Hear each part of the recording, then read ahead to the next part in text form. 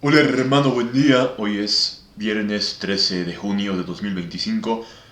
Estamos entre dos juegos, entre el 12 de junio, ayer que se firma en Buenos Aires el cese de hostilidades entre Bolivia y el Paraguay en la guerra del sudeste, en la guerra del Chaco, y mañana 14 de junio que en los hechos cesan los cañones de vomitar fuego.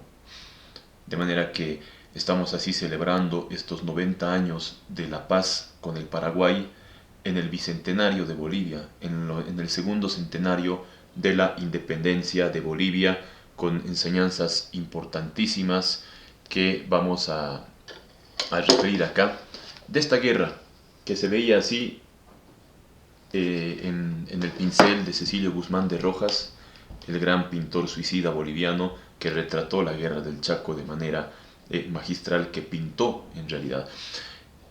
El precio del oro ha subido $100 desde anteayer, que fue nuestro último programa, cuando decíamos el precio del oro está en 3.356, hoy está en 3.452 en tiempo real.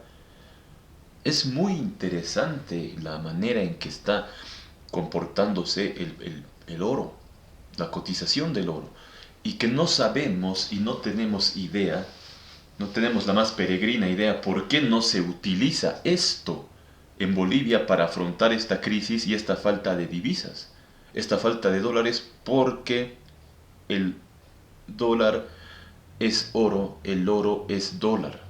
Entonces, invitamos y emplazamos acá, combinamos en realidad al gobierno y a los candidatos o precandidatos de oposición a tratar este tema como solución directa a la crisis de dólares en Bolivia. Es una solución directa y concreta.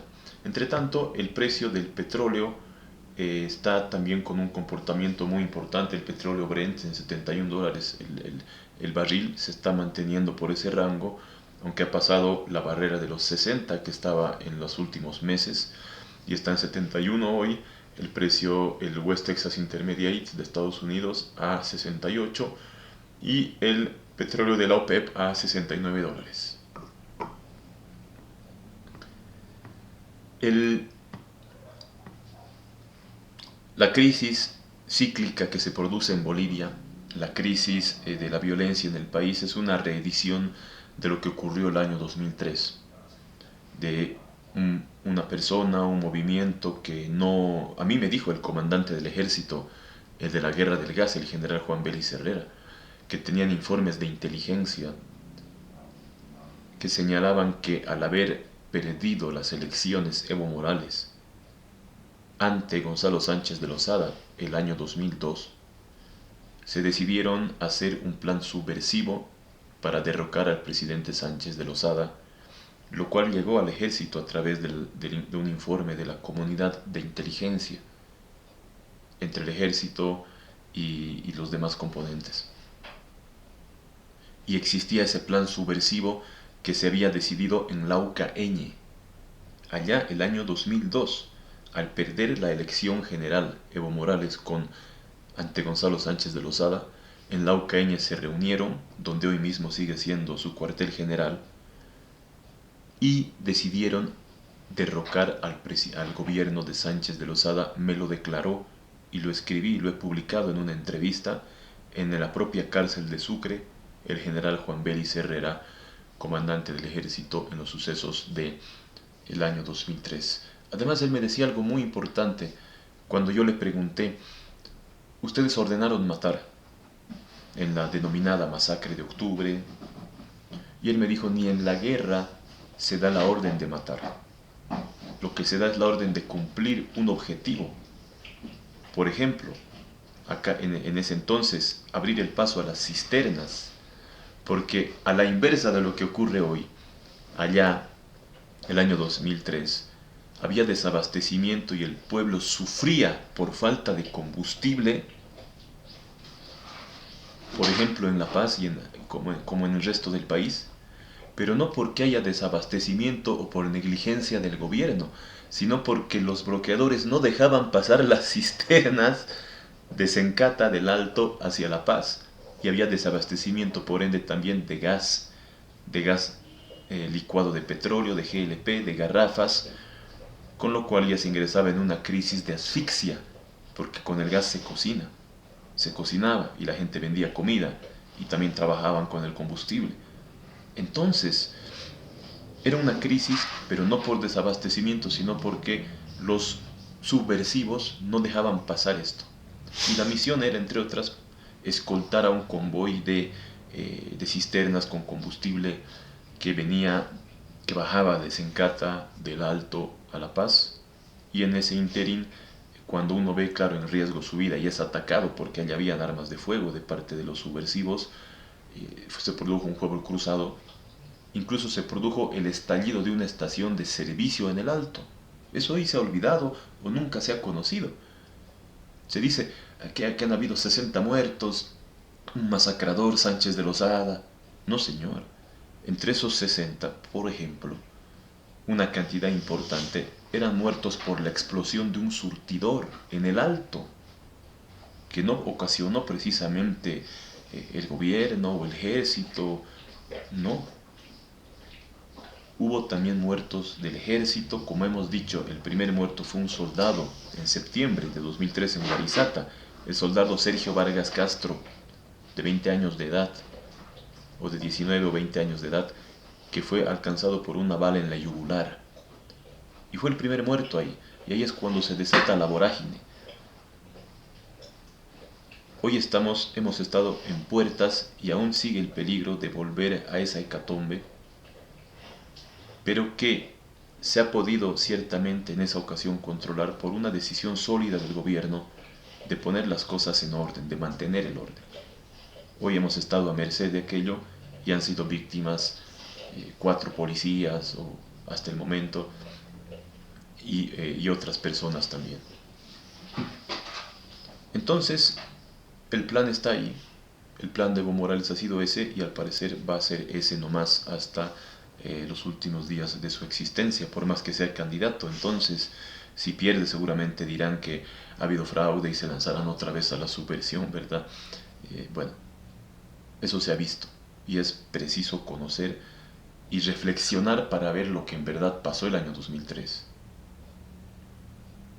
En eso estamos. ¿Quién ganó la guerra del Chaco? ¿Bolivia? ¿El Paraguay tal vez?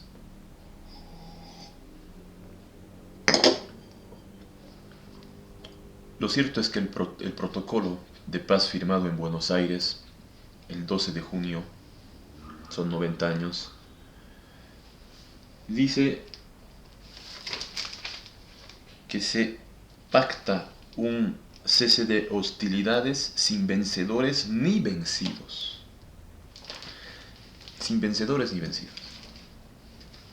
Entonces, en el Paraguay es muy interesante. Se tiene por victorioso al Paraguay. En el Paraguay es indiscutible que el Paraguay ganó la guerra. Indiscutible.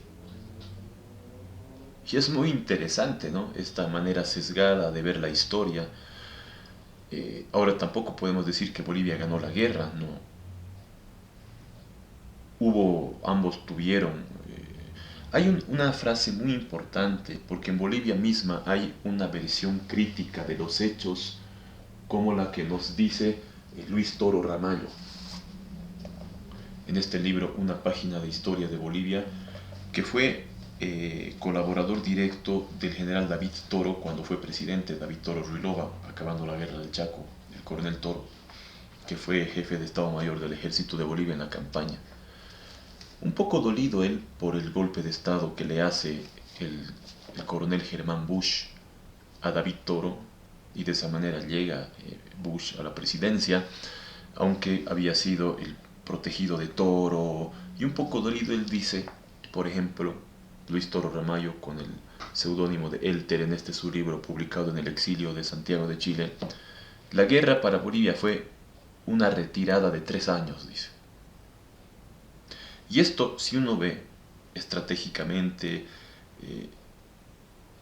se le puede encontrar algo de razón en la medida en que Bolivia, de haber ocupado fortines adentro, muy adentro del Chaco Boreal, por ejemplo Saavedra y más allá, ya hacia el lado de Asunción, acercándose hacia el lado de Asunción de la capital paraguaya, luego terminó devolviendo y desocupando esos fortines poco a poco, ¿verdad? Replegándose, retrocediendo ciertamente, hasta concentrarse en Villamontes y al final de la guerra hacer una defensa exitosa desde fines de 1934 hasta el año 35 en que concluye la guerra, una, una batalla, una de las más grandes batallas sin duda de, en la guerra del Chaco, la batalla de Villamontes, en la cual al fin expulsa a los paraguayos y los diezma de manera terrible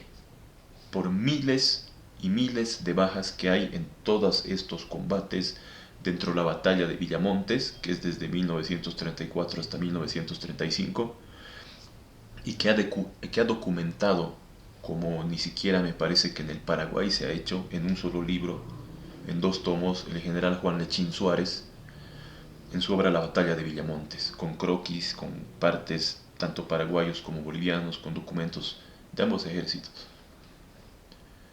Entonces, al final Bolivia lleva la delantera indiscutiblemente y destruye, esto es importante porque destruye el objetivo paraguayo, que era el de tomar Villamontes y ocupar los pozos petroleros de las inmediaciones de Villamontes, Boyuibe, de Camiri, ¿verdad? De Sanandita, sobre todo Sanandita, ¿no? Que era el más cercano al lugar,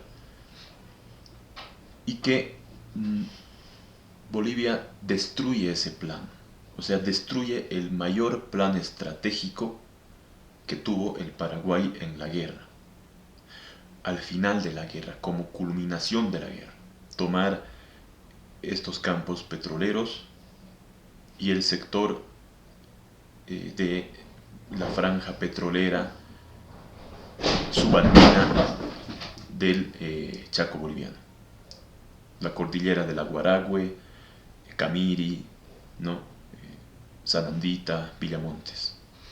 Desde ese punto de vista, de ninguna manera se puede hablar de una victoria paraguaya en la guerra, que técnicamente, al haber Bolivia destruido su mayor objetivo y al haber el Paraguay no logrado concretar su mayor objetivo en la guerra, no se puede hablar de una victoria paraguaya. Y en la verdad de los hechos está, Bolivia ha quedado con la franja subandina petrolera, Sanandita, Camiri y Villamontes. Y por añadidura, si bien es cierto que Bolivia desocupó fortines paraguayos que había ocupado ya, mejor dicho, en sector más adentro del Paraguay, más cerca a la capital paraguaya, Asunción, no es menos cierto que el Paraguay también desocupó fortines que había ocupado desde el propio comienzo de la guerra, como el Fortín Vanguardia. Entonces, algo muy importante de decir es que eso por el lado del Paraguay. El objetivo supremo no fue concretado. Y Bolivia tenía también un objetivo, que no era de ninguna manera la toma de la capital Asunción, nunca fue objetivo estratégico del gobierno boliviano tomar la capital paraguaya, como en el Paraguay se ha dicho. No existe un solo documento que avale esa tesis. Lo que fue, ¿por qué Bolivia fue ocupando fortines hasta acercarse a Asunción? Simplemente porque al haber ocupado uno en labor de exploración y muchas veces en labor de búsqueda de agua, se fue avanzando más adentro y como no tenían resistencia, fueron avanzando y fundando fortines. Eso fue lo que ocurrió. No era un plan estratégico tomar Asunción, ocupar Asunción, nunca fue. Y esto es claro, tener presente siempre hoy que estamos recordando, celebrando 90 años del fin de la guerra, nunca fue objetivo boliviano ocupar Asunción, de ninguna manera. Aunque es cierto que un jefe militar había dicho, poco antes de que estalle la guerra con el Paraguay, porque Bolivia había subestimado mucho al Paraguay, eso es muy cierto, lo había subestimado pero en demasía. Y un jefe militar llegó a decir que para aniquilar a los paraguayos no necesitaba más que 20 camiones, algo así como 4.000 hombres y un látigo, decía él, para arrinconarlos a los paraguayos y tomar Asunción en pocos meses. Ese era el nivel de confianza que había en Bolivia. Y del lado boliviano, el objetivo, eh, uno de los objetivos, ¿no?, que aunque no se expresa concretamente como objetivo final de la guerra, fue sin embargo objetivo que se ve en la consecución del plan de operaciones del ejército en campaña. Y fue el acercarse al río Paraguay, y fue además un objetivo del gobierno de Bolivia, del presidente Salamanca en realidad. El presidente Salamanca, una vez que vio la existencia de un conflicto con el Paraguay, no pudo dejar de ver la importancia de tener un acceso al río Paraguay, sin duda, para facilitar y esto fue ya un objetivo estratégico, político, geopolítico, por la importancia de la puerta que abría ese río a el Océano Atlántico. Y Bolivia consiguió ese objetivo. Logró un acceso directo al río Paraguay a través de la zona del Triángulo Mancésped en el sudeste del país. Y está en el tratado de paz ya que se firma en 1938, el 21 de julio de 1938, en el cual Bolivia y Paraguay acuerdan la paz definitiva, ¿no?, el tratado de paz con el Paraguay, asegurando para Bolivia un acceso directo al río Paraguay, que lo tiene hoy, y con lo cual se puede decir que Bolivia ha cumplido el plan, el propósito estratégico que tenía con el Paraguay. Vamos a encontrar ese tratado que está en esta obra de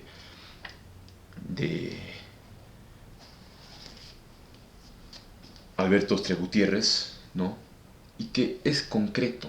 Y esto es importante tener presente hoy en Bolivia como factor geopolítico para el comercio exterior que tanto necesitamos hoy para la exportación. ¿Qué dice este tratado de paz que se firmó 3 años después de terminada la guerra, el 21 de julio, fecha cabalística en la historia de Bolivia, fecha en la que se asesina y se cuelga de un farol al presidente? Bueno, no digo asesina, retiro esa palabra. Es producto de un debate largo y será materia seguramente de otro programa, en la cual se ultima y se cuelga de un farol al presidente Gualberto Villarroel. Era un hecho político, un crimen político, no un asesinato que es un delito común, a eso me refiero, un suceso político, un crimen con varios trasfondos que tuvo en su momento, ¿verdad? Los fusilamientos de Chuspipata, de Chayacoyo, del gobierno de Villarroel, el enojo del pueblo, bueno, un suceso político que ni condeno O sea, el gobierno de Villarroel me refiero, ¿no? Ni tampoco aplaudo ciegamente. Es materia de otro asunto. Pero ¿en qué nos importa hoy? Nos dice lo siguiente. En la zona norte, los límites entre Bolivia y el Paraguay, al fin de la guerra. En la zona norte, la línea partirá de la intersección del meridiano 61 oeste de Greenwich y el paralelo 20 de latitud sur, para seguir en línea recta al punto más alto del cerro Capitán Ustares. De allí seguirá en línea recta hasta la intersección del camino Ravelo-Ingavi con el linde sur de la cañada del Palmar de las Islas. Desde este punto también en línea recta a la intersección del meridiano de Fortín Paredes con el paralelo de Fortín Ravelo. De allí en línea recta al punto más alto del cerro Cheboreca. De allí bajar en línea recta hasta encontrar el cerrito Jara. De allí igualmente en línea recta hasta la intersección del paralelo 19 de latitud sur con el río Negro Uotuquis, y siguiendo por el Talwek. Esto es importante, el Talwek es el curso natural de un río, y siguiendo por el Talwek de dicho río Negro Uotuquis, terminará en la desembocadura del mismo río en el río Paraguay. O sea, este es el límite entre Bolivia y el Paraguay final, producto de la guerra. Y el límite es la desembocadura del río Negro Uotuquis en el río Paraguay a los 20 grados 9 minutos 58 de latitud sur y 58 oeste de Greenwich. Con lo cual el límite de Bolivia con el Paraguay llega hasta la misma desembocadura del río Otuquis con el río Paraguay. Y se consagra así el acceso boliviano, repetimos, es el Tratado de Paz entre Bolivia y el Paraguay, hoy vigente, el Tratado de Paz y Límites, que le asegura a Bolivia un acceso, aunque no muy grande, y esto hay que decirlo, no muy cómodo, no de los mejores, un tanto, según Roberto Querejazo o algún otro autor, un acceso en una zona un poco pantanosa, pero acceso al fin, al río Paraguay, que nos abre una gran ventana para no solo tener contacto con el Océano Pacífico, sino con el Océano Atlántico, que hoy, 90 años después, sin duda debemos aprovechar, pero de ninguna manera, como algunos con un regionalismo ciego, obcecado, dicen, no, olvidarse del Pacífico, eso es perdido, y vámonos al río Paraguay para acceder al Atlántico. Aunque tengamos un acceso, y esto yo decía en la Sociedad de Estudios Geográficos e Históricos en Santa Cruz, en una conferencia y presentación de mi libro hace un par de años, hablaban allá de tener soberanía en el Océano Atlántico, y muchos dicen eso e incurren en ese tremendo error. Bolivia puede tener acceso soberano, decían, ¿no?, al Océano Atlántico, hay que olvidarse del Pacífico, a través del río Paraguay, a través de Puerto Bush, etc. Lo cual es absurdo, porque Bolivia nunca podrá tener acceso soberano al Océano Atlántico, a no ser que se le conquiste manu militari a la Argentina o al Brasil, porque ni siquiera el Paraguay tiene soberanía en el Océano Atlántico, sino solo un río que desemboca en aquel océano, pero que no llega a la soberanía hasta el propio océano. Con lo cual Bolivia nunca podrá tener el hecho de que tenga acceso al río Paraguay, de ninguna manera le da soberanía al océano Atlántico, pero sí un acceso práctico, un acceso importante, pero que nunca, y con todas las restricciones que siempre va a tener el no tener soberanía hacia un océano, que es en realidad lo que importa, que es el contacto con el mundo, ¿verdad? Con todas las limitaciones odiosas que aquello significa. Pero es algo importante para el comercio exterior de Bolivia, para las exportaciones y para el desarrollo de nuestro país. Seguimos.